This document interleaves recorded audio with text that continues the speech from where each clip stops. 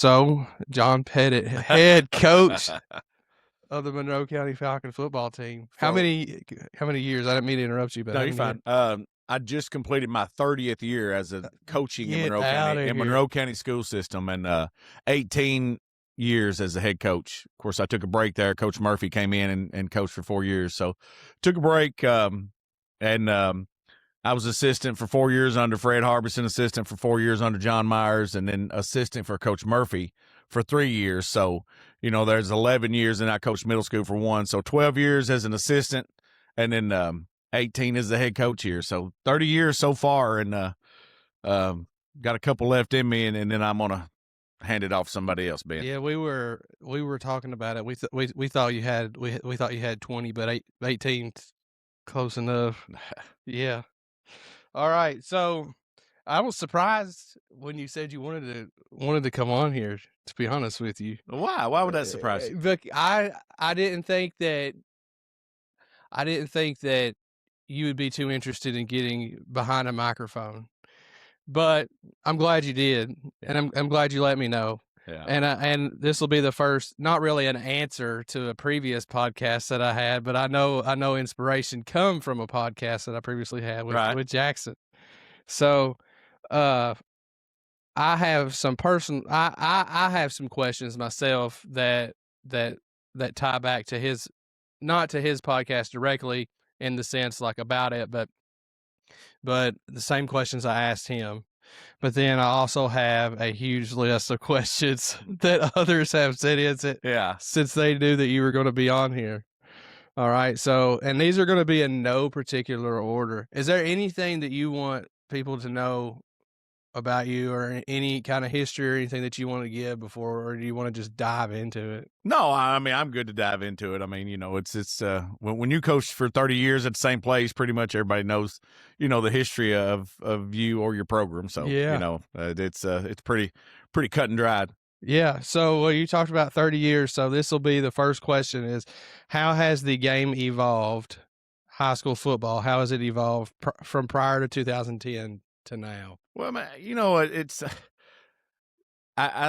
the basic parts of the game. Everybody's went to spread football now. I mean, you even see it in the pros and stuff. I mean, a lot of people spread it out. But prior to 2010, or what I cut my teeth on, was just smash mouth football, and that's what we did. And prior to 2010, especially even when I played, everybody was just, it was football, sports, and go work. You had to go to work, and you had to go to sports. Now, there's a lot of other things that catches these kids' eyes. It's a lot harder to keep their attention. Yeah. It's just, there's a lot of things, well, I'm not going to go to practice today because I've got, I'm going to go out here and, play Xbox or something, whatever it is. I don't know what that is. I'm an old school guy. So, just from that facet, just in the game, I think the pace of play is a lot quicker than it was, back prior to that. You ran the ball, you ran the clock. Now it's score it all will, score as fast as you can. So just some of that, just the pace of play in the game has evolved a lot better. And, a lot of these teams they're looking for that one play, that you can just, whatever it may be, and or that formation that's so hard to defend. And, yes. We're used to, you would load the box, run the ball. They'd load the box defense. If you're tougher than them, then you're going to run over their ass, so yeah, whatever. Yeah. So you mentioned in there that players today, I guess, have sum it up as a shorter attention span. It's harder to keep their attention. So is there anything that you do in particular, or do you just take what's given to you and just try to make the best of it? What do you do? Well, you just got to create, you got to create a fun environment. You got to create an environment now that where kids want to come there and they want to practice. You can't just go through, a lot of stale practices. So you got to mix it up. You got to make sure that you even have a bigger bond now with your players, probably prior to that, because when I coached you guys in 2010 past, and it was like, hey, we're here, it's business, we got a job to do. And now you got to sort of just put a little bit more milk in the cereal. Yeah, fair enough. I think I get that. So what do you think In what ways do you think coaching has changed over the years, and how has it impacted the game? I feel like you've answered that a little bit, but can you give a more coaching Yeah. specific answer to Course, that? of course, and everybody that I've coached knows I'm a up in your face type of guy, and I think for me, I've had to tone that down a little bit. Maybe, from my perspective, it's a lot, but from my assistant coaches who played for me, they don't think it's as much as I do. So I think you've had to back that off a little bit. You got to be more of a, now it's like you got to be more of a mentor, and you got to be more positive and stuff, because then when I first started, it was just like in your face, hardcore, and you guys responded, and Yeah. everybody I did responded, and they knew that, and they knew when that side came out, I had to give a little bit more. Yeah. Now you gotta be careful at what how you approach things, and I'm not saying it's right or wrong. I'm just saying that's just how times has evolved. You got so much social media now. There's so much things out there that just that people critique you a lot more in this day and age than they did back in the old days. And I say old days because I've been doing it for 30 years, and I'm sure way prior to that it was even more. But I just think that part as a coach, you've got to really be able to adapt to this new era, just like the NIL now and all that stuff. That's it's almost like it's a trickle effect. Everything sort of trickled down from the pros to the college. Now you're starting to see just a little trickle into high school sports. Yeah. So what do you think about that? I guess I'm at the end of my rope, so I don't have to think as much as I need to, as a lot of these young coaches coming in. Our area here doesn't, we don't probably see a lot of the transfer stuff that these other schools see. A lot of your private schools, they've been doing it for years. We don't see that as much, I don't think, here. But when you do get a transfer or get somebody that's interested in your program because it's successful, or if they're leaving a program to where they've had a bad raw deal, I understand that. But if you got somebody that's played at their fourth different high school in 4 years, then that's I sort of have an issue with that. Yeah. Does all of this, trying to keep up with this, take away from you? This is just a me question. Does making all these adjustments, does it take away from the enjoyment of coaching? I'm not sure if it takes away from the enjoyment, like you said, because I enjoy every day, but I think it adds another level of stress to it. Then you have that level of stress. What do I have to do to make sure that I'm doing everything right to push the button on every kid, for him to love my program? Right. Then am I following every rule that KHSAA has to offer? Right. Then am I taking care of the kids who's come up from second grade all the way through my program? Am I doing them a disservice by going out, or whatever? So there's so many intangibles to it. Yeah. But and it just makes the job a little tougher, a little more stress. I don't think it, if you love the game, there's not many pieces going to take a lot of the enjoyment away from it. Yeah. Do you feel like that coaching is something that you were kind of like, did you feel like an internal call to do, or why coaching? I don't know. It's just, I think coaching got me into education, where a lot of people say education got me into coaching. If it wasn't, I love to coach the game of football, and I don't know why football, because I played all three. So, but it's just something that drew me to football, and I started coaching prior to, and I'll tell you a good story here in a minute on what really changed my life in coaching. But, just to get into coaching, the education followed it. So, I wanted to make sure I started coaching. I started coaching with Kevin Cloyd and Tommy Gerls in probably 96. And I was working for the city of Tompkinsville for my dad. My dad was he was helping run the city of Tompkinsville. And in 97, of the summer of after we had coached in 96 with Kevin, I was in a ditch fixing a water leak at Keys Work Close. I know. I think I might know this story. Okay, so I'm down in a hole, and my dad's standing up over here, and we're fixing a water leak, and he comes over and looks down. He says, "There's some guy over here with a beard wanting to talk to you." So I look, and I'd never seen this guy before, and I climb up out of the hole, go over, and it was Fred Harbison, the newly coach that they had just hired at Monroe County High School, and he asked me to come and be on his high school staff. Okay. And I shook his hand, said, I'm honored. I appreciate that. And the rest is history. Yeah. So why you? I don't know. You don't know? Don't have a clue unless I don't know, unless because I was a former player. Yeah. And I had played some and you know, I really don't know. Yeah. I asked myself that question today, why me? Yeah. You know, and then, you know, that really piqued my interest. It really gave me a sense of, hey, somebody's, you know, has noticed me. And then, you know, I go back to school, I finished my degree, and, you know, in 2000 and I think 2002, I got hired at Monroe County Middle School. In 2004, I was the head football coach in Monroe County. Okay. So, you know, that was Hawkins. Yeah, it was Rusty Hawkins in him senior year. I think Rusty, and of course everything, you've been in it for 30 years, everything runs together. I think it's Rusty and all that bunch with him. And but it's just one of the greatest things ever for me is, and I would tell all young coaches this, even today's time, I was an assistant for 8 years. You know, I was assistant for 4 years under Fred Harbison. I was assistant 4 years under John Myers. And that probably helped me more than anything, because you learn under two different coaches. You see two different ways to run a program. Then you take that, you know, the good and the bad. Everybody has a good and a bad. You take that, and then you mold that into what you want to sort of, you know, be as a head coach. What do you do? You know, you don't have to go into your bad, but like, what do you do?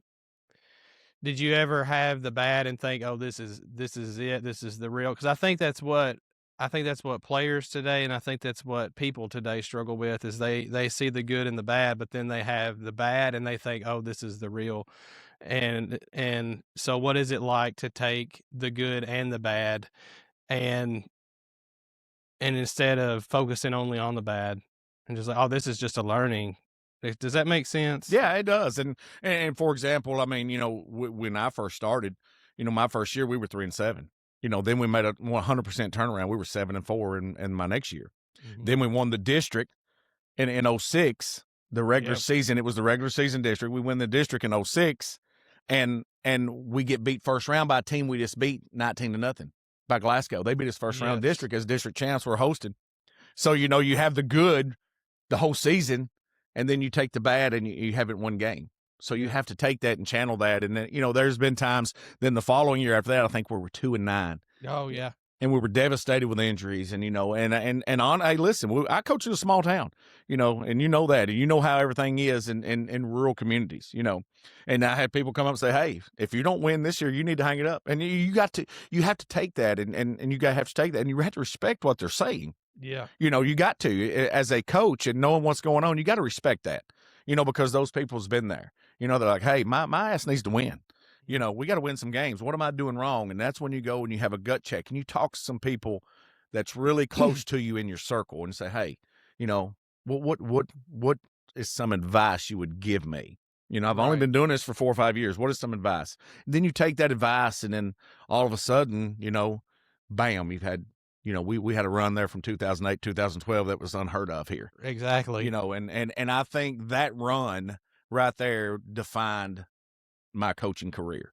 But that run also was loaded with talent. It was loaded with talent, you know, and it's one of those things. It's like, don't screw this up as a head coach, you know. And then once you do that, once you have a little of that success, you get to surround yourself with some good people who want to start jumping on, and that's a good thing.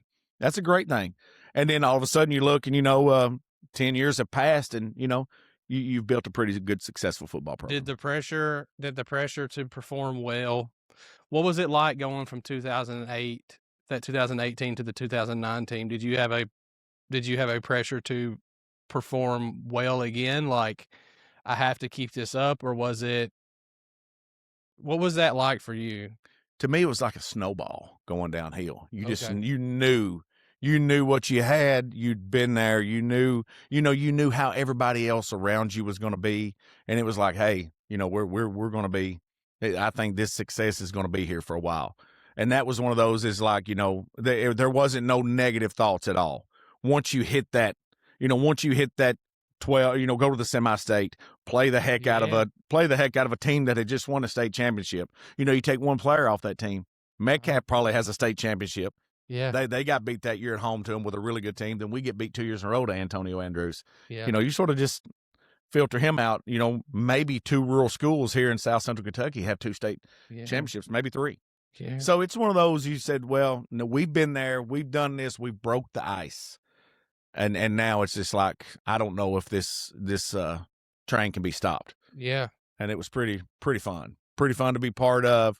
You've seen the pictures of the crowds and, I was there. It wasn't just a picture. Yeah, that's what I'm saying. Yeah, I'm just saying you've seen it. But I'm talking about you've looked over. Yeah. We have that pet peeve. I never want us looking in the crowd and stuff. But every now and then you have to glance over it. And then the 2 games with Greene County was such a defining moment for our football program here. It was. In 08, 09, back to back. 09, they thought they were going to beat their ass over there. And, I'll never forget the sniper speech I give. I know. It was still my favorite speech. That's pretty good. So, it's just something that this setting right here talking to you about, it brings back so many memories, so many chills. And, and it's still something that I relate to these kids. I still tell the kids about untying your shoe in 08, and there's a lot of that stuff in the locker room before we go out. And it's just so many people that you guys, not me, and I never want to take credit for that, you guys during that era. And even now, I mean, we had a great year this year. We had a successful year, and our group played really well last 2 years. And, but you guys have impacted so many people. Yeah. With what you guys had done, and the play here, because it's always talked about. That stretch from 08 to 012, we were in 4 regional championships out of 5 years. We won 3 of those. We played in 3 semi-states that year in 08, 09, and 12. We were probably 1 play away from beating Fort Campbell the first time around. Second time around was tough down there, Austin P. Yeah. Only KHSAA football game ever to be played in the state of Tennessee. Yeah. Ever. And then in 12, we were so close. 13 to you're up 13-6 at halftime, you get beat 18-13. So, there's just I don't know if we'll ever get back to that. I don't. That's our goal. As a head coach, I don't go in and say, all right, we're going to the state championship. Hell, we've never been there. But we've been to the semi-state 3 times. We've been close. So our goal is to compete for a regional championship, get to the regional championship, compete for it, then see what we can do after. Yeah. What ingredients are lacking right now, do you think? Is it, and I don't want you to, I'm not trying to put you in a place to talk, to criticize your own program, but I mean, what ingredients are lacking right now that you feel like we had then? Well, the main thing is in 2007, okay, we dressed 74 football players. 74. In 2025, we finished the year with 35 to 36. So there's the ingredient. Yeah. You're taking off 40 something kids. Yeah. And the kids we have today are, we have a lot of talent. There's talent there, but we don't have a lot of depth. Yeah. And that's the key. We don't have a lot of, whereas when we in the earlier years, or even when I played, you take somebody out, if somebody has to come out for whatever reason, the guy you're putting in is not very far behind. They're right there, and you have a chance to pick, multiple people there. I mean, where you had 25 linemen in a drill? Yeah, we've got 7. Yeah, it's just we're stretched thin. The talent level's there. Then you go play a team like Somerset. We're jogging out with 35. They're jogging out with 85. So, Would you say that any one particular time from that, you said, what was it, 2008 to 2012, there's a coaching moment that stands out to you the most? I as far as just what really, there's a moment in every single one of them. I mean, there's a moment that probably, one of the biggest moments that I remember giving my dad the game ball is Glasgow beat us in 1990. Okay. When I was a senior, they beat us, I think 27-26, and we were up big in that game. They come back and beat us 27-26.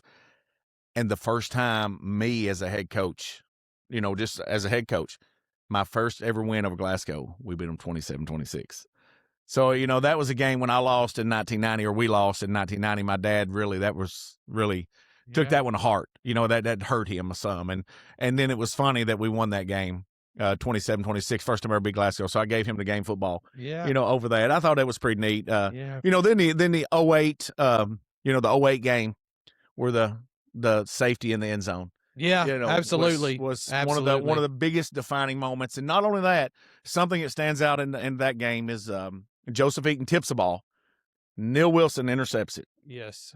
And has the knowledge that you don't teach much. Has the knowledge to get to the 3-yard line and take a knee when he could have ran it in. I think we were up only 1. If he runs it in, then we go up, you know, if we make the extra point, which we struggled out of times. You know that.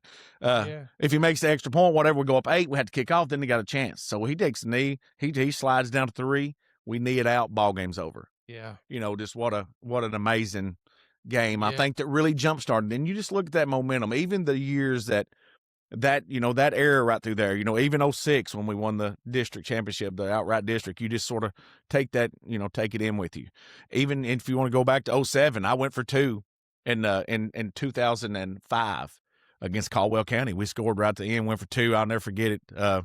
We run outside option to Cody Compton, and we give it instead of pulling it. You know, we get stopped, even though, but those little things, you know, they carry on for you, you know, even after the 08, 09, and 10, which was a hell of a run. I mean, it was unbelievable run, just those 3 years, because you played in back to 3 straight regional championships. I mean, my goodness. Of course, we go up to Danville. We got hurt a little bit, injured in 2010, but that even in 11, when we went, I think maybe 6-6 or something, what we had done there, that success made that team, who probably shouldn't have went 6-6 or whatever we went, made them willed us to win those 6 games. They knew what they had to do, you know, what they had seen, what they had played with, whatever pieces they got of that, willed them to do that. And then, you know, then I think after 12, we did the same thing, and 13 might have went 8-4.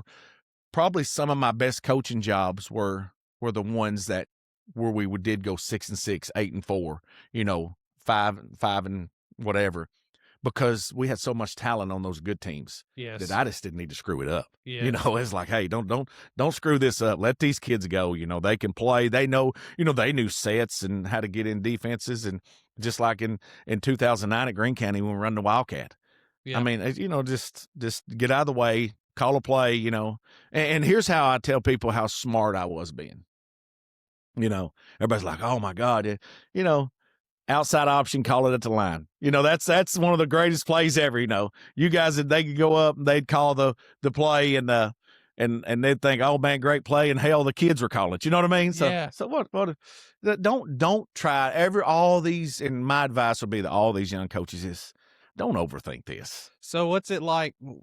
How do you handle a player, a quarterback that you're butting heads with, going in and calling plays on their own? What is that? What's that experience like for you?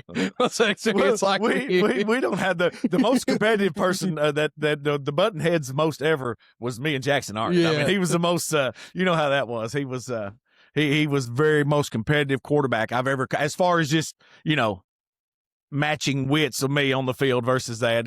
And we would always have some great arguments, but my goodness, he's had so much success and doing a great job right now. So, you know, you're so proud of your former players, just like, you know, everybody, everything that they accomplished, whether it's in sports or whatever. But, you know, I think I now fuss more with my assistant coaches over play calling than I do with my players on the field. You know, I mean, there's a lot of times that I look and they've got their headsets around their neck. They don't even want to listen because I get on a pretty good rant. But you know, I don't think I've ever had any quarterback to ever challenge me as far as just say, hey, I'm going to change every play. It's not in there.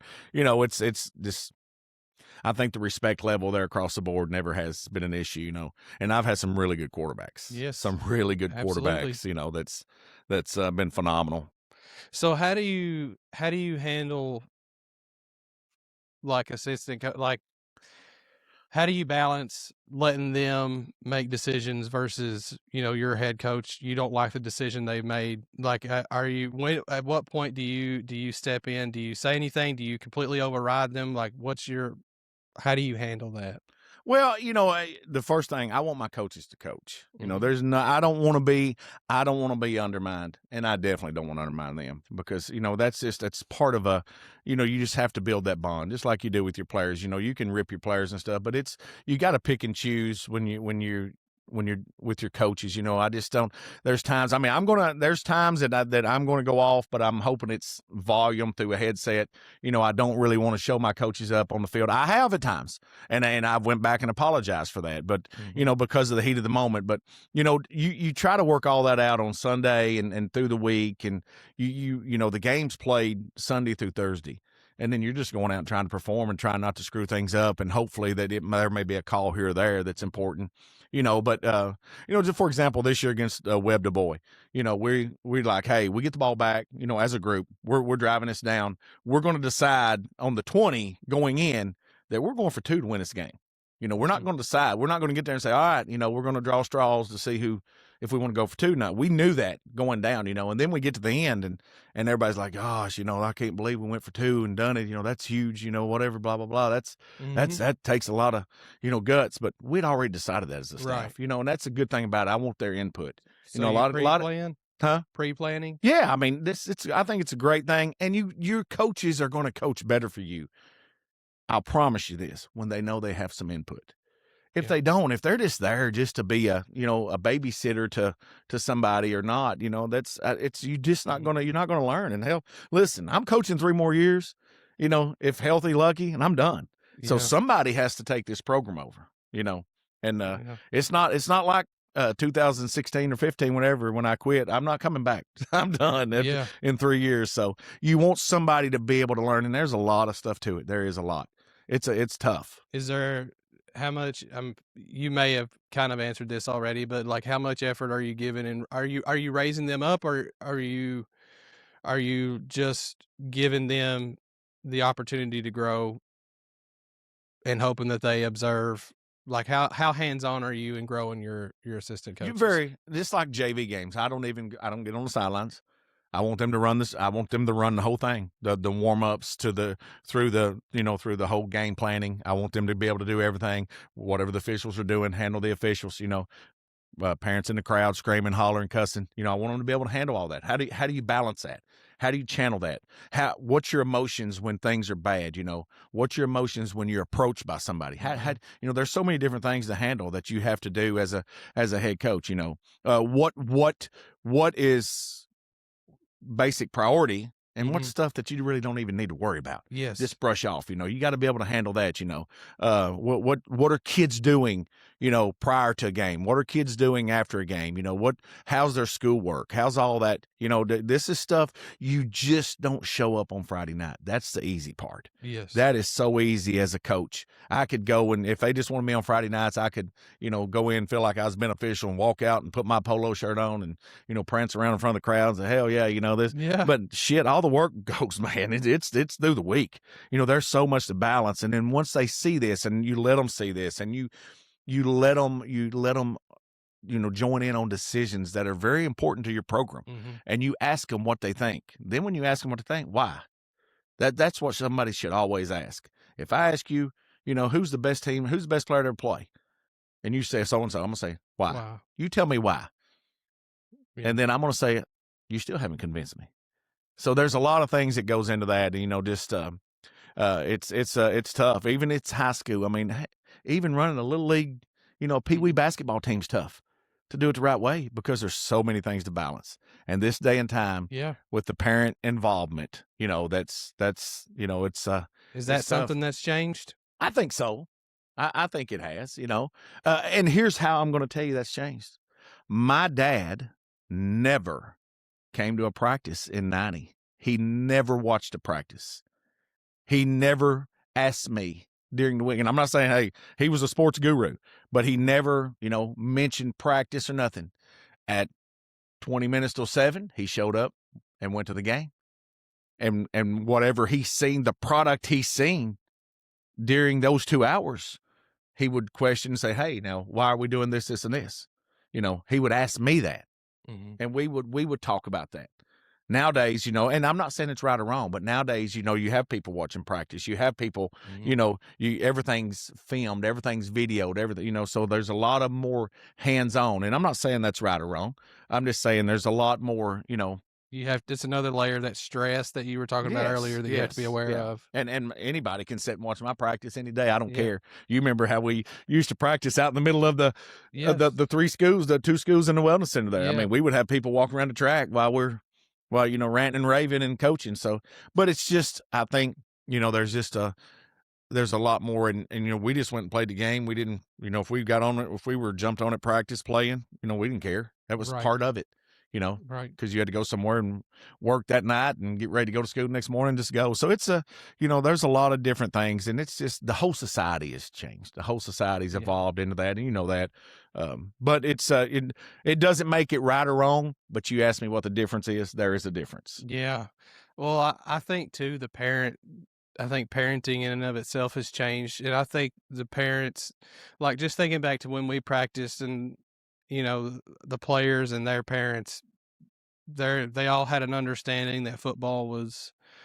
I'm not trying to tout the whole football's hardcore thing, but like that football coaches are going to be hard on your players. You know what I'm saying? And like if there was a coach that was hard on a player, it was just kind of understood at that point in time. And now I don't know how that is. Right. I think the parents that were watching back then they just understood. Yeah. So let me ask you a question. Okay. How much do you reference football during your daily activities as an adult now that you go back and say, man, I can handle this because of this? A lot. The only thing that overshadows it is my military experience. But I think I've told you this before. Had I not decided to up and play football, I would have stayed. And I was a soft kid. You remember? I know that you remember me as like an 8th grader and stuff like that. I was a soft kid. And then, not that I came out any like crazy tougher by the time I was a senior, but had I not done that, I don't think that I would have had the belief in myself that I could work hard at something and then go off and do the military and be successful. Successful. That's right. So to answer your question, I do think about it. Yeah. And I think about those. I do think about those special days, and I think about them a lot. But I don't know if that answers your question. Yeah, it does. I mean, and everybody, I think everybody in that fraternity does. Yeah. I just think everybody in that fraternity. Now, because here's the thing, it's basketball. All the other sports is great, but there's when you get beat on a Monday, you may be playing on Tuesday. Yes. If you get beat on Tuesday, you may play on Thursday. You may play 5 baseball games in 7 days. You may play 4 basketball games in 6 days. Whereas football, you get beat on a Friday, you got a whole week. Yeah. And then that whole week, what are we focusing on? Was we tough enough? Are we mentally weak? All that stuff. So then you get that drilled in your head for 5-6 days, and that's all you're talking about with your friends and your peers and your coaches. And it's just like, then you go and you match your wits again 7 days later. Yeah. So it's just, I think that's what makes football unique, is because of, one, the physicality, 2, the mental preparation you have to have. Then you're carrying that with you. So when you carry something with you for like more 7 or 8 days, then the winning and the losing gets even more crucial. Right. Yeah. They matter more. They have a prolonged effect. Yes. On your experience. Yeah. So. All right. So I know we're rambling, but it's good stuff. No, it is good stuff. Because we're answering these questions as we ramble. So we've talked about your why. Do you have a biggest coaching competitor over your career? That's I would say my biggest competitor, and somebody that I have had a lot of good battles with, and this guy's still coaching, and we're still match wits with each other. And he's probably the longest tenured coach in this area, what I would call the Sky Conference. And that's Brad Hood from Allen County. Me and him, me and him we're great friends. We call each other about a lot, but as soon as the clock on the game night hits 7, we're after each other's butt, and we want to beat each other, Yeah. but we take care of each other during that. There's a way you can take care of each other. You don't want to kill each other, but Right. there's been incidents there that we've had some battles. He's had some great teams. I know we've had some great teams during those years, and but he's probably the one that I've played the most as a head coach. Because Allen County, and I've told everybody this, as long as I'm breathing air and coaching football, Monroe County will always play Glasgow, Barron, and Allen. Yes. Always. Yes. No matter what. I don't care if we got 3 people on our team, we're going to play those 3 schools. And I think it's good for us to play those 3 schools. It's a great proximity. It's a great fan game. You're playing 3 teams technically on paper that's supposed to be better than you. Yeah. I mean, honestly, based on their size of their school. But we're I think right now we're 17-17 with Allen. We have a winning record against Barron, and of course Glasgow has a winning record against us. So those are 3 games we're always going to play. And but those schools have, Glasgow and Barron's fluctuated with coaches. Now, of course, John Myers is there, one of my guys I coached under, one of my greatest friends of all times in the football profession. And Jackson's there at Glasgow. So that's those games, it's fun to coach in those games and be coaching against them. But as far as longevity, coaching against Allen and Brad Hood's probably the most, It may not be one of those 3 teams, but what's your most fun team to coach against? Probably Greene County. Okay. Probably Greene County. Yeah. Okay. Just because I think it jump-started everything for us. I think it jump-started everything because they had a team, it takes, just a couple things. And they're sitting here talking about the success that they've had. And them being the losing team, we would be that losing team for their success. Those 2 major years, they were the losing team in our success right there that really jump-started us. Yes. And it was it's something, I'll never forget watching the video, and you can watch it on YouTube. It's on there. It's T-Mac's dad. Okay. Is filming the game walking out of the stadium in Greene County in 2009. And that place is packed, and they onside kick it. You remember that? Yes. Neil Wilson takes it back for a touchdown, and Gary McMillan. Yes. Okay. He's dead and gone now, but he was filming the game from a camcorder on his shoulder. Yeah. And he's walking out of the crowd, and when they kicked that onside kick, the famous words is "Take it, baby, take it," and he's taking it to the end zone, but he's in the middle of Greene County's crowd, and you could hear a pin drop. Yeah, because we just went over there and just took the wind out of their sails. It was so good, Yes. So just it's amazing. You can think back and think of some of those just little tidbits, just like in 2012 when Brooks Murphy makes the perfect picture perfect tackle. Sure. And on Paducah Tillman, who probably should have beat us to death. And we beat them, I think, 28-20 to go to Louisville Central the next week, or to play South Warren the next week. But it was just, and then Tanner Stroger, I think, somebody like that, come out of nowhere and recovered the fumble in the end zone. And, then they botch a punt, and I think John Stone picks it up and runs it in. Just stuff like that. It's just, What's the best you've ever felt after a game? There's been so many times. I mean, just so many good wins. Is it better to win? Do you think you feel better after when it's like when you're playing against a team that you're like neck and neck and it's like a shootout the whole time, or you're playing against a team that should beat you, but you've turned it into a shootout and then you come out on top most of it? Definitely. You want to, the comeback games, just like this year, I've had 2 of those. The feelings of walking off Russell County, winning on the last drive, then Webb Du Bois when we beat them in the playoffs this year. I mean, we go for 2, I mean, down 1 and go for 2, it's just like, and it's probably one of the most greatest things ever. And, beating Greene County at home in 08, it's just unbelievable. Just what I was just saying, Paducah Tillman game, that was unreal. And then you go into games like at South Warren, the first time you'd ever played them, and we sneaked the Wildcat in, we beat them 40-something to nothing down there. And they're like, what in the hell's just happened? And just those, there's been so many, one is not any different than the other. It's just that at that moment it's just so good. Yeah. You know, you know, you just can't describe it. You know, you've been there, you've seen it. I mean, you know that. I mean, it's just, it's hard to describe it. I mean, I could go back and I could look down through and say, oh man, this, and pretty much every single game we've ever played, I could probably give you you know, and I've coached in probably right at 200. I could give you a play out of that game that I remember. Yeah. And well, that's sort of odd. I've experienced it as a player, but definitely not as a coach, you know, yeah.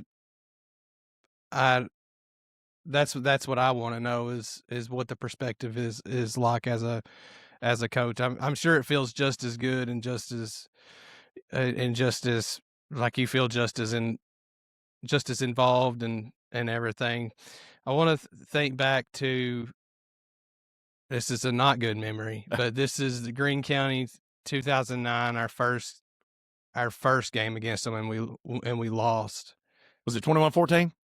Thanks, somewhere around in there. I think so. Yeah. What was that? What'd that do to you? Anything? You know, at the moment, yeah, you're like, gosh, we lost home field advantage. You know, this is pretty rough. You know, we're going to have to. I know we're going to be going back and playing them again. I know we're going to have to play them at their place. But in the flip side, you know, once you as a coach, you know, well, I don't think they're not going to change a lot. Because they're going to say, hey, we beat them 21-14. Here's what we've done to be successful. And then we had the opportunity to say, okay, they're not going to change a lot. Here's what we're going to attack at. Here's what we're going to do more of. You know, then you know, we're getting no respect coming off of last year. Nobody's giving us any respect. I know. So we're going to sneak in there, you know, like we talked about, and then come out of there with a victory. And I just thought, you know, everybody that night played phenomenal. It was a phenomenal game that in 09. And if I'm not mistaken, that score was like maybe 39-14. Yes. Something like that. Yes. It was just a phenomenal game across the board. Everybody performed, you know. It's just one of those, you knew that loss, other than getting to play in front of our fans, home field advantage, that loss that we lost mid-season was going to propel us. They was not going to beat us in the regional championship. We were able to turn it into a good positive motivation. You know, then we lost Rocky that game, I think. We did. Jacob Proctor and sort of got a leg whipped, and our fullback was also still gimpy there, wasn't he? Maybe just a little bit. I'm not sure. There's experts out there that'll let us know. Yeah. They'll let us know in the comments. I'm just agreeing with you on these scores because I don't know. I'm close, but you know, like I said, 30 years runs together. But yeah. And then was it Greenwood that we lost to? The year, of course, we had two opportunities to go. I don't know about that year. You're talking in 09. In 08, we lost to Greenwood. What was it then? Who we lost to in 09? Because we lost two here in the because we finished that season 10-4. So it was the Mud Bowl. Allen beat us 7-0. Allen. Yeah, the Mud Bowl over there. Remember? Yes. Was it Frank? Allen County beat us.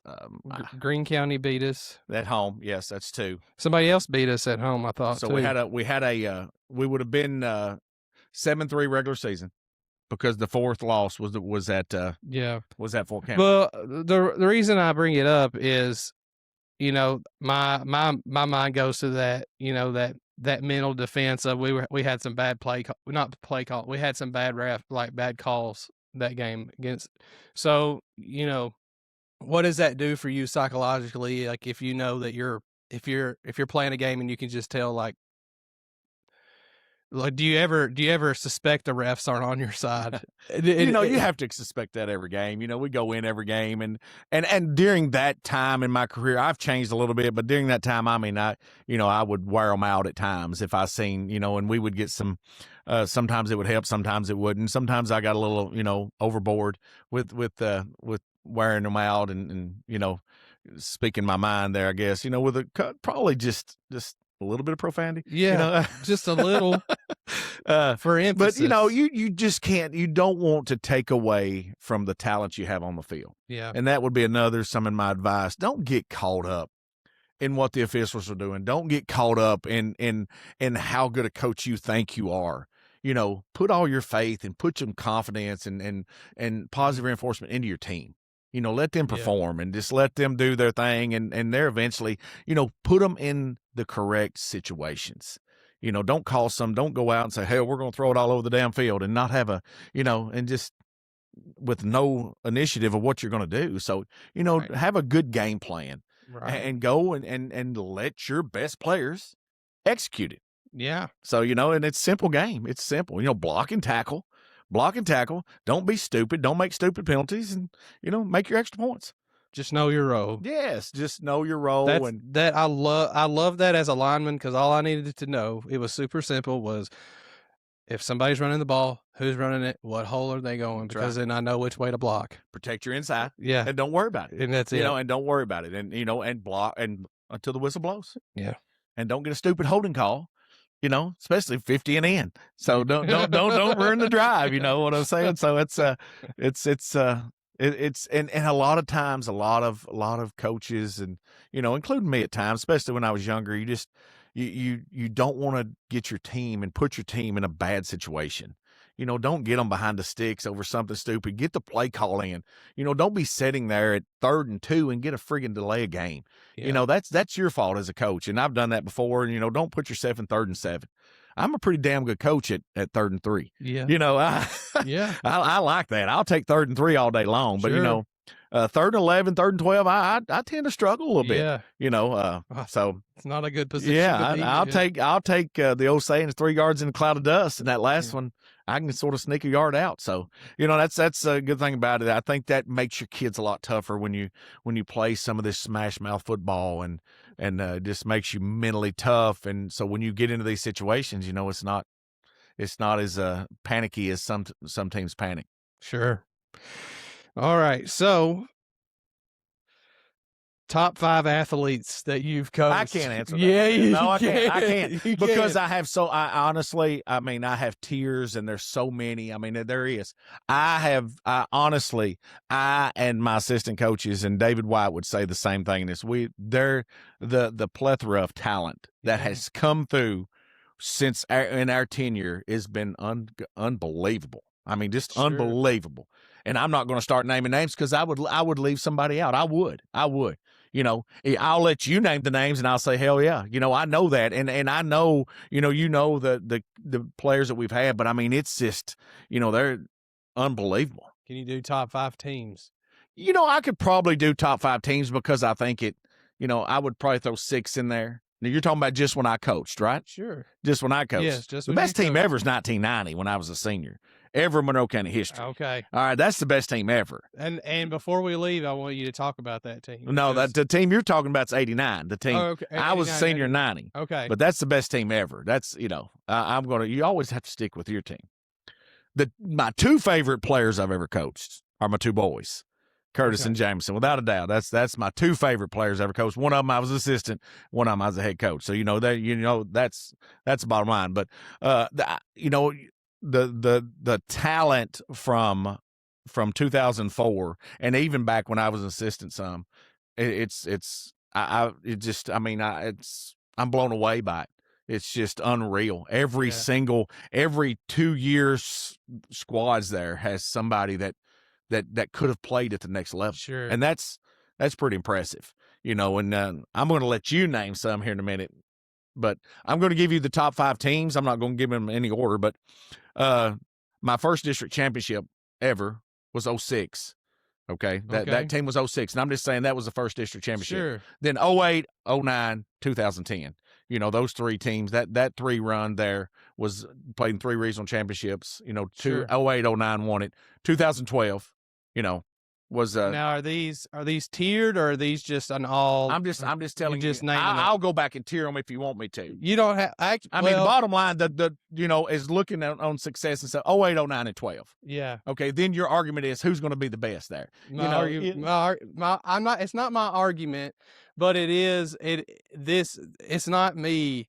Because I have an opinion on which team and I'm going to say it's even less than 08, 09, and 12. That's just 08 and 09. Mm-hmm. I have my opinion on which team's the best. So I don't need that settled for me. But but there are others that they love hearing the varying opinions Right. on which teams are the Yeah. best. Are you I'm comfortable? going to leave that battle to you guys because all three of them achieved the exact same amount of success. Yeah. Even though two were 12-2. You know, the closest we ever were to winning a championship to get to the state was in 2012 because, you know, we get beat 18-13 score-wise. You know, I think there's a lot of different routes that it takes. It's all about luck. You know, it's luck because Louisville Central that year, they could have got beat by Wayne County and Bell County. So we could have been playing somebody different and had an even better route to the state. You know, Josh Carter from Fort Campbell had 22 tackles in 08 against us. Okay. You remember that? I think his dad maybe got killed a week or two prior to our game. Yeah. You know, he had 22 tackles that game. Hey, I'll tell you another thing. You know, Justin Harlan, we run boot backside post, and we're up 18 to maybe 14 in that game. And one of the plays coming out in the third quarter, we run boot backside post. One of my favorite plays of all time. Got it from Sam Clark, you know, who still who we still talk to today. My old coach, I still talk to him. So we run boot backside post to going to throw it to Neal there, and Carter blitzes the A gap. Okay. And our fullback, you know, we normally still aid outside, and you know he just sort of made a great play. Josh Carter did, and sacks Justin Harlan, and Neal's running down the middle of the field wide open. So if we complete that play, who knows? Yeah. The pressure's even on them more. But you know, in that game, and even in 09, and you know this, and I will tell all my players that was there, I think Antonio Andrews toyed with us at times. I think he could do what he wanted when he wanted, you know, for sure. Especially when you see him catching punts in the pros 4 to 5 to 6, 7 years later, you know, down the road. So those were those two games there. You know, I just feel like those two teams and 12, and then you're going down 15. We won the district, and I'm going to give you a stat here in a minute that will blow your mind a little bit. That I try to tell my kids too, the players that I coach. You know, then 15 we won a district. 24, you know, just this past year we won a district, played in a regional championship, you know, against Owensboro Catholic. We had a really good, you know, even though I think we're finished 7-5, but you know, our schedule it's everybody around you's tough. And then this year we finished 8-4. So, you know, there's, you know, you have to put 08, 09, and 12. They're in tier 1, I'm sure, you know. Can I tell you what makes it for me is the community and the community, I guess you could say, involvement, and maybe the only reason we had it, I mean, have you seen it at the level that it was in 08 and 09? Have you seen it since then? You know, probably not to that extent, you know, because probably not to the kick their ass poster on the side of the road, you know. I know, dude. Yeah, you know what I mean? Yeah. But also when you do that, like you know, like you was part of, and you see that and you do that, then it becomes expected. Yeah. Then when you go through a lull, you know, there's some lulls, and then, you know, it's like, oh, what's happened? You know, then you have to you know, you got to reboot and get it back and stuff. So, you know, it's hard to maintain, especially the peaks and valleys are very, very high and very low in a rural county. I know. And that would be for me. That's why I don't think I could ever, because like I get too much external, like, I don't know. I don't like saying external validation, but it's really what it is. If I was coaching and I had to put up with half the crap that you put up with, it would just, I'd be done, man. So like, but you said that you talk to, you go to people for advice. If you know, if you were to give me some advice, what would you say to me? That's what, you know, I think that's what you said earlier. What else do you do? What do you do to cope? Well, you know, you really pick the brain of your other coaches in the area. Yeah. Especially if that game came and went. So I may call John Myers, you know, 3 times a week and say, hey, you know, what would you do in this situation? what would you do here? And he would call me, or I will call, I'll call somebody like that, a Brad Hood. I'll pick up the phone and call, a college coach and say, hey, if I have that, rapport with them, I'll call them. I'll call my brother, both brothers, and say, hey, call Joe and David. That's who I would lean on a lot for my advice, to say, hey, what about this? Especially if it's handling a situation that's within football. Sure. It's like, listen, this is going on. What give me some advice. So, and then a lot of times we may have a situation that's occurred here that I've dealt with, and then a year later somebody pick up the phone and call me. Yeah. And say, hey, what'd you do? How'd you do this? But I think you have to be approachable, and you have to be very level-headed and talk to people and, but the bottom line with your players is they have to know that you love them, no matter how hard you rip their ass. Yeah. I mean, they have to know. You got to go back and you've got to tell that kid, this is what it is, especially this day and time. Yeah. I mean, it's, I can jump somebody's ass, grab their face mask and chew tobacco and have spit, running down my shirt. But in the end, there's got to be an arm around, even like a parent. You have to do that. You got to do that. And kids are going to play for you harder. They're going to love you more. If they know you care, I don't think my success now in my latter years, and I mean this, and I'm not saying I don't want to win, but I'm saying my success now is not based on wins and losses. I'm at the end of my career. I'm at the end. I want to win, but I want to also, these kids, I want them to have a great experience. Yeah. I want them to know, walk away from our program saying, I learned this, and this from it. This has helped me here. And the wins came with it. We're going to try to win every week, but I don't worry about if I go in and play somebody and I lost it. I don't, because I've been in 30 years. There's no next spot for me. I'm just saying I want to make sure these kids get the best experience that they can. And I think we've lost that at times. Mm-hmm. You go win at all cost. And at sometimes, some things get left behind. Yeah. When that happens, you can learn a lot from a loss as well. Yeah. And don't get me wrong, I want to win every damn game. But this is a question that just come to mind. And like, do you go through with a specific culture in mind to build, or is it just, this is what Monroe County football has always been, and that's what we're going to try to keep it? As? Of course, we talk about everybody that's come through, and I reference, and they don't care. Nobody cares about what we did in 08.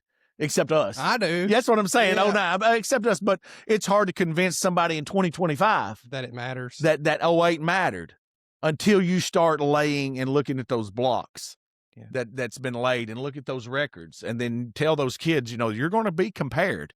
What you do is going to be compared down here.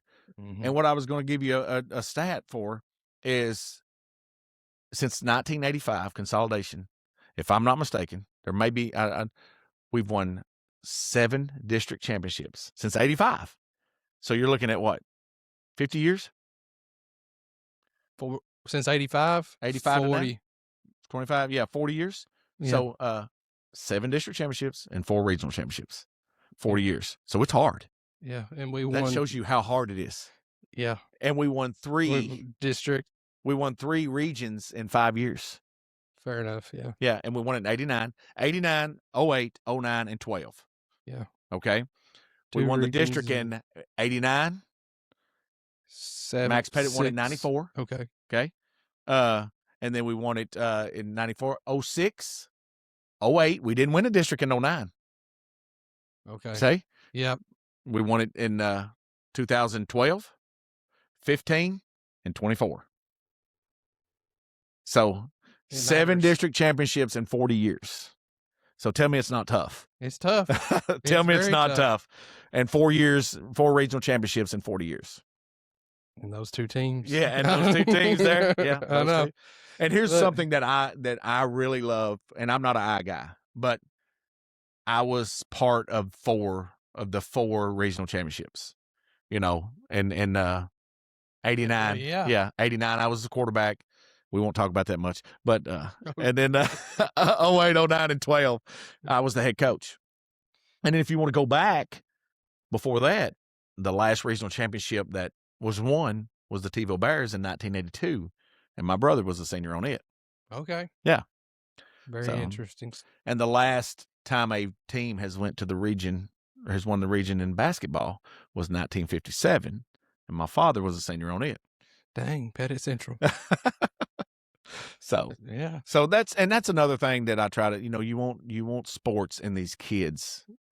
Bloodline, background. It's just it's something for them to hang on to for life. Well, I think just especially in society today, I think the structure and I know you seem to allude earlier that you can't really be maybe not as hard on them as you used to be able to, but I think the structure needs to be there. I think the intensity needs to be there. I think it's absent, and I think just speaking as a mental health practitioner, we went too far to we don't want them to experience any difficulty. Correct. And so I'm sure you've seen it show up obviously in sports and things like that. But sports to me is kind of like the answer to that. It's like, okay, it's kind of built into it. Right. So you said it, organization, structure. Yeah. Okay. Even though it may be redundant, same thing every day, but it's something the world is not. Right. So you're getting it in sports. So maybe if you can just pull a little bit of that, to where in your daily life, your daily routine, something that helps, as being a young youth and growing up and doing this, and, plus you throwing a little physical activity in there, which helps too. So, and my question would be to you, not only that, the fraternity part always jumps out to me. How often when you're around all your friends, do you talk about what y'all did in second period science class, or are you talking about what you did in 08-09 football? Oh, it's football, and my friends that are in my friend group that did not play hate it because they're just they're just there. Yeah, they're just there observing this conversation that's going on. Yeah, and it's such a fraternity. It's a brotherhood. It's something that I really can't describe other than to say fraternity and brotherhood. My last question for you, or not, it's not even a question, it is, what would you, if you could have the opportunity to say something to every player that's played for you so far and that is going, and to include those that will be playing for you these next few years, what would you say to them? Would it be something of importance? Would it be, used to, you would tell us at the end of every season, and I believe it, like, if you ever need anything, I'm always there. And I believe that. Like, I really do believe that. Yeah. But what would you say to those guys? We'll cut it off to here, to the people that have played for you now. What would you say to them? Like I said, of course, that's like you said, I would do anything for any of my former players, and have, and I honestly think they would for me. Yeah. I do. But I would, the main thing I would say to them, to every single player that I coached, is that it's been an honor. Yeah. It's just, a true honor, because I feel like I was a part of, their success, whatever they've done. But you guys, that I coached, made Monroe County football successful. And I prospered from your success. Yeah. Every single one of you. And it's just amazing. It's just amazing how huge of an honor and how lucky I was to get to be part of your youth. Yeah. That's the amazing part about it. It's just like, and I've coached, from, like I said, 30 years, and it's amazing the talent. It's amazing the background of how smart and how just great of a kids that y'all was. It's just amazing. It's just, I probably learned as much or more from you guys than y'all did me. Yeah. And that's just, it made it fun. And there's not a lot of people that's 52 years old that say they enjoyed going to work. Yeah. You know, they ain't gonna say that. Right now they're saying, hell, I hate my job. I've got 2 or 3 more years to retire. You know, this shit sucks. Yeah. But when you get to go and you coach kids that make it so fun, and then the fun leads to success, and then you're coaching a quality character of what I've got to coach the last 30 years. The character of the players that I've coached that's come out of this community is beyond phenomenal. Yeah. I mean, it is. It's just it's phenomenal. And you know, it's all you guys now, you know, you're successful, you're leading businesses, you're leading you know, companies. It's just crazy. I tell my friends this too, like especially the ones that played football those couple of years, like I'm not saying it was football that did it. But we all had that in common. There was something about that brotherhood and something about there was success that was instilled in us, that a drive that was instilled in us, and we've all turned out moderately to intensely successful. Yes. And not only that, you put a county, you know, that when you mention this county, and I understand, don't get me wrong. I mean, there's a lot of different things, and each coach is going to push for their program. But when you mention this county, one of the first things that pops out is Monroe County football. Mm-hmm. And that's something you guys did. You know, I was just lucky to get hired in 2004 as the head coach and get to ride this ride, you know, with you guys. And I was just lucky. And like I told you earlier in this podcast, my main goal was don't screw this up. Yeah. You know, don't screw it up. And there's a lot of times, and I've had people in the public tell me, said, you need to win. You know, you need to you know, and lo and behold, you know, you catch it. And I do believe firmly that you're only as good as everybody else around you is down a little bit. That's when you make your jumps and your success. You want to, you know, because our best probably not going to beat Bowling Green High's best. Right. You know what I mean? For sure. So, I mean, fair bottom enough. line. So, fair enough. You know, and then, but you know, you got to catch a break. You got to catch a break. We never have caught the break to get to the state championship game, you know, but we had a lot of good success getting up to those points. Well, to me, it doesn't really take away from, I don't even know the meaning of those experiences. It doesn't take away from, like, I don't care that we didn't get to state. I don't care. Yeah, right. I don't. I know you may as a coach, because that's something you probably wanted. But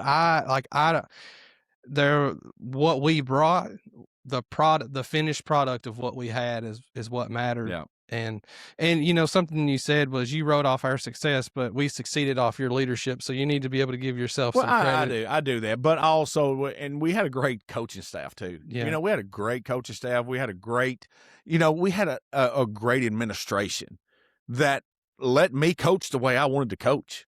Yeah. And a lot of these people, this day and time especially, they didn't get that opportunity. Yeah. You know, I got to coach hard. I got to coach in your face. You know, the administration let me do that. The parents trusted me that I wasn't, you know, stepping over that line. Right. You know, and that's something that I appreciate as well. And all of these, you know, you know, every single facet of players that I have, you know, you got your athletes, you got your big hogs, you got your whiskey drinkers, you got all that, you know, you got to be able to mold all that together. And, it equals success. You know, it does. It equals success, and get the kids in the right spots, and, you know, play through some injuries, play through some toughness. And then, you know, you're sitting here, and, you know, I have the most wins in Monroe County school history because of you guys, because of the quality of players that I coached. Yeah. It's just, you know, and the administration allowing me to coach, and all the great assistants that I had, you know. It's and man, we didn't play much watered down stuff. You know, we played, you know, like you said, you play Glasgow, Barron, Allen every single year. And then there's sometimes we played, you know, all the biggies. So it's been a fun 30 years. You know, like I said, I'm going to hang this baby up in 3 years. If I make it that long, I'm going to hang it up in 3 years, and somebody else is going to have to take the reins. And I hope the foundation that all of us have built, and, you know, and I hope when you're sitting here at 50, you can say, hey, I remember Coach Petett saying this, the foundation we have built, we hope that the next person takes it to the next level. For sure. Well, John, I appreciate you coming out, man. This has been an awesome hour, an awesome episode. Yeah. It's been great to catch up. It's been great to just talk about stuff that I haven't got to talk about in so long. And I know that people are super excited, to say the least, to just hear what you have to say. Yeah.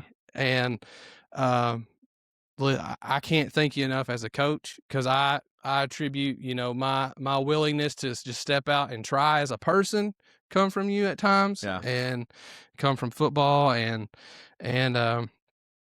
I wish you nothing but the best over the next 3 years. Is that right?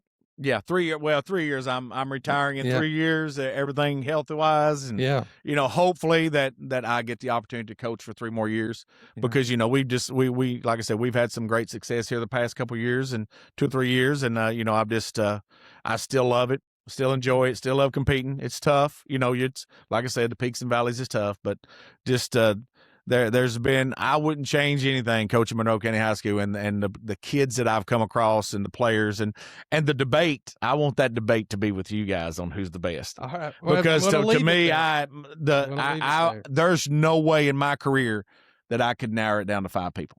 Now, I could sit and off camera, we'll debate all day long, and I'll tell you year in, year out, even go back to the 85, but that there's been, it's unbelievable. Yeah. The talent that Monroe County has produced in football here. Sure. In my tenure, it's unbelievable. And it's just, the record shows at times, and there's going to be times that we've had some bad years, but man, it has been fun, and it's just it's a great sports place to coach here, because the administration, the community, like you said, man, it's they back your ass, they do, and the administration does too, and I just love it. I love it, and I would tell anybody, especially if you graduated and left, get back home, coach, come and coach, and it has been an honor. I mean, it's a great honor to have you guys have changed my life forever, and I love it. I appreciate it. Well, let's get you out of here so you can get to celebrating Valentine's Day. All right. How didn't notice that. Yeah, good reminder for all right. Thanks, Ben. All right. That's your best one ever. It is. Let's see what we got. We got over